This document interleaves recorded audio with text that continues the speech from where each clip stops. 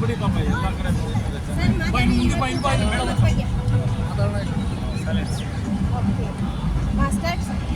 ನಾಡಪ್ರಭು ಕೆಂಪೇಗೌಡರು ಇವತ್ತು ಅವರ 517ನೆಯ ಒಂದು ಜಯಂತ್ಯೋತ್ಸವವನ್ನು ಮೈಸೂರು ನಗರದಲ್ಲಿ ಇಡೀ ವಿಜೃಂಭಣೆಯಿಂದ ಎಲ್ಲರೂ ಕೂಡ ನಾವು ಸೇರ್ಕೊಂಡು ನಾವು ಮಾಡ್ತಾ ಇದ್ದೀವಿ. ಅಸಂಖ್ಯ ಸಂಖ್ಯೆಯಲ್ಲಿ ಅವರ ಅಭಿಮಾನಿಗಳು, ಕೆಂಪೇಗೌಡರು ಎಲ್ಲ ಜನಪ್ರತಿನಿಧಿಗಳು, ಎಲ್ಲ ಮುಖಂಡರುಗಳು, ಎಲ್ಲ ವರ್ಗದ ಜನರು ಇವತ್ತು ಭಾಗವಹಿಸ್ತಾ ಇದ್ದಾರೆ. ಒಳ್ಳೊಳ್ಳೆ ಟ್ಯಾಬ್ಲೆಟ್ಸ್ಗಳಿದೆ, ಎಲ್ಲ ಕಲಾ ತಂಡಗಳು ಭಾಗವಹಿಸ್ತಾ ಇದ್ದಾರೆ.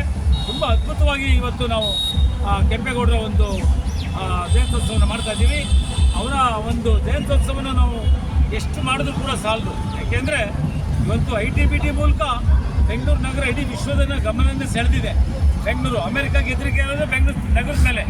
ಆ ನಗರ ಕಟ್ಟಿದಂಥ ಕೀರ್ತಿ ನಮ್ಮ ನಾಡಪ್ರಭು ಕೆಂಪೇಗೌಡರದ್ದು. ಏಕೆಂದರೆ ಆ ಕಾಲದಲ್ಲಿ ಭಾಳ ದೂರ ದೃಷ್ಟಿ ಇಟ್ಕೊಂಡು ಅವರು ಬೆಂಗಳೂರು ನಗರನ ಕಟ್ಟಿದ್ರು. ಆ ಎಲ್ಲ ವರ್ಗದ ಶ್ರಮಿಕ ವರ್ಗದ ಜನರಿಗೆ ಬಳ್ಳಾರಿಪೇಟೆ, ಬಿನ್ನಿಪೇಟೆ, ಚಿಕ್ಕಪೇಟೆ ಆ ರೀತಿ ಅನೇಕ ಪೇಟೆಗಳನ್ನು ನಿರ್ಮಾಣ ಮಾಡಿ ಎಲ್ಲ ಜನರು ಒಟ್ಟಿಗೆ ಬದುಕುವಂಥ ಒಂದು ವ್ಯವಸ್ಥೆಯನ್ನು ಮಾಡಿ ಆ ಒಂದು ಮಾದರಿ ನಗರನ ಆ ಕಾಲದಲ್ಲಿ ಅವರು ಕಟ್ಟಿದ್ರು. ಇವತ್ತಿನ ರಾಜಕಾರಣಿಗಳು, ಅಧಿಕಾರದಲ್ಲಿರುವಂಥ ಎಲ್ಲ ರಾಜಕಾರಣಿಗಳು ಕೂಡ ಅವರ ಒಂದು ಮಾರ್ಗದರ್ಶನ, ಅವರ ಒಂದು ದೂರದೃಷ್ಟಿಯಲ್ಲಿ ಇಟ್ಕೊಂಡು ರಾಜ್ಯಭಾರ ಮಾಡಬೇಕು ಅನ್ನುವಂಥ ಒಂದು ವಿಚಾರ ನನ್ನನ್ನು ಸೇರಿ ಎಲ್ಲರೂ ಕೂಡ ಅವರ ಒಂದು